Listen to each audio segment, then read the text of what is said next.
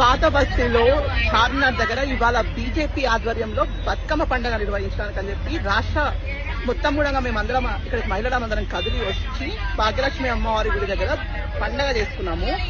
కానీ ఇక్కడ కళ్ళు పుట్టినటువంటి తురకముండ అడుకులు ఇవాళ మా మహిళలు అందరం ఉన్నటువంటి ఒకసారి చూడండి, ఇంతమంది మహిళలు ఉన్నటువంటి ఒక బస్సు పైన మా బస్సు పైన ఒక ఆటో డ్రైవర్ వచ్చి దాడి చేస్తాడు.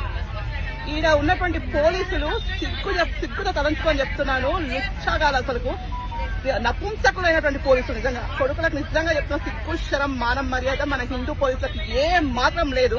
ఇక్కడ వచ్చినటువంటి ఆడ మొత్తం మహిళల మీద మొత్తం వచ్చి దాడి చేస్తా ఉంటే కూడా కనీసం ఆపడానికి ప్రయత్నం చేయలేదు వీళ్ళు ఇక్కడ ఉన్న వాళ్ళు. నిజంగా మీ బతుకులు ఇవాళ 100 మంది ఇక్కడ ఉన్నటువంటి మహిళల మందరం ప్రతిఘటించకపోయింటే అక్కడ ఉన్నటువంటి ఆటో వాళ్ళందరూ వచ్చి మా మీద దాడి చేసేటోళ్ళు. ఏడో ఉన్నాము, ఏ ప్రభుత్వంలో ఉన్నాము, ఎలాంటి పరిస్థితులలో ఉంది పాత బస్తీ అనేది ఒక్కసారి అందరూ ఆలోచించుకోవాలి. ఇక్కడ బతుకమ్మ పండుగ కోసం భాగ్యలక్ష్మి అమ్మవారి గుడి దగ్గరికి వస్తే మా బస్సు మీద దాడి చేయడానికి వచ్చినటువంటి తురకముండ అడుగులను మేము ఏం చేయాలి ఇప్పటి ముందు. కాబట్టి ప్రతి ఒక్కరు కూడా ఆలోచించుకోవాలి. ఇక్కడికి వచ్చి చార్మినార్ ఏరియాలలో పండాలకు బట్టలు కొనుక్కుంటున్నారు కదా హిందువులందరూ కూడా.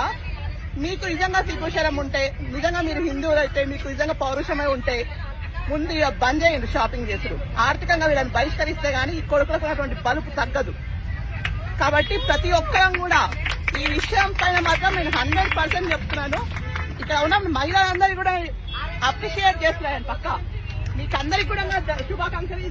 నవరాత్రులలో మన యొక్క మహిళా శక్తి ఏదో నిరూపించారు మీరు అందరూ కలిసి. మహిళా శక్తి అంటే ఏందో ఇవాళ ప్రతి ఒక్క పాత బస్సులో ఉన్న ప్రతి ఒక్క తుర్కోని కూడా మేము చూపించామని చెప్తున్నాం. ఇంకా నమస్తే, భారత్ మాతా కీ జై.